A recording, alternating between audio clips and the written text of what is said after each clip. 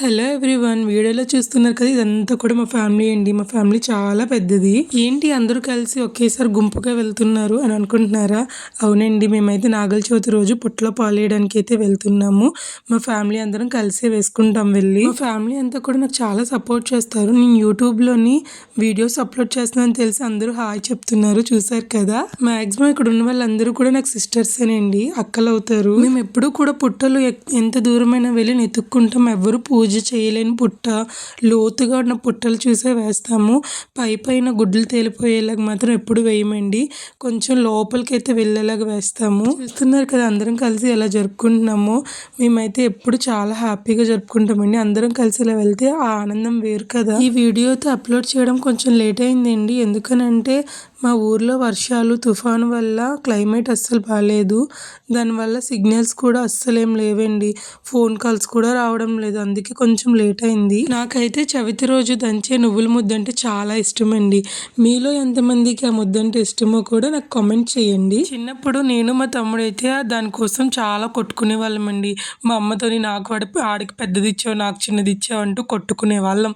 అంత ఇష్టం మాకు అదంటే. ఇది తినేటప్పుడల్లా మా తమ్ముడే గుర్తొస్తాడండి. పెళ్ళైన తర్వాత అస్సలు కొట్టుకోవడానికి అవ్వడం లేదు.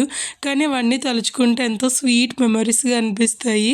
నవ్వుకుంటాను చాలా, ఇంత చిన్నపిల్లల్లా కొట్టుకున్నాం ఏంటా అని. మేమైతే పుట్ట మీద జాజాలు కూడా పెడతాం. జాజాలు ఎంతమందికి తెలుసు నాకు కామెంట్ చేయండి. జాజాలు మా మామయ్య వేస్తారు ఎప్పుడూను. వాళ్ళు వేసి అందరికి కొంచెం కొంచెం అయితే పంచుతారు. జాజాలు అనేవి అమావాస్య ముందు రోజు కానీ, అమావాస్య రోజు కానీ, అంటే దీపావళి రోజు కానీ, దీపావళి ముందు రోజు కానీ వేస్తారండి.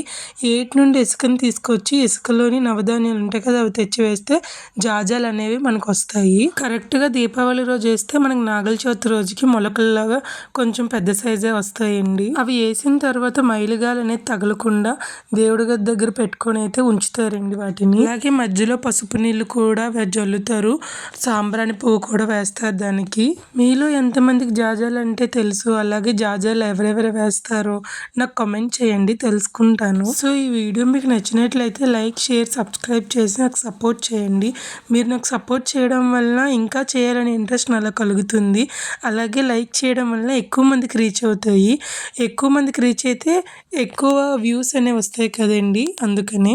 మా హస్బెండ్ కూడా చూసారా, పుట్టలో పాలేసి దండం పెట్టుకొని పక్క వచ్చారు.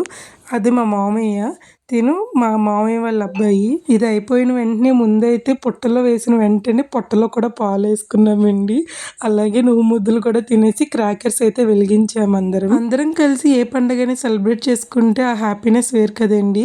మనలో ఎన్ని సాడ్నెస్ ఉన్నా అందరి నవ్వుల ముందు అన్నీ మర్చిపోతాం కదా. ఇప్పుడు కాలుస్తున్న వెన్న ముద్దలు, చించుబుడ్లు అయితే నేనే స్వయంగా తయారు చేశానండి. నేనంటే నేను ఒక్కదాన్ని కాదు, నేను, నా బ్రదరు, మా సిస్టరు, మా ఫాదరు, నలుగురం కలిసి చేసాము. సో ఈ రోజుకి ఇంతేనండి. మళ్ళీ నెక్స్ట్ వీడియోతో కలుద్దాము. అంతవరకు బాయ్ అండి.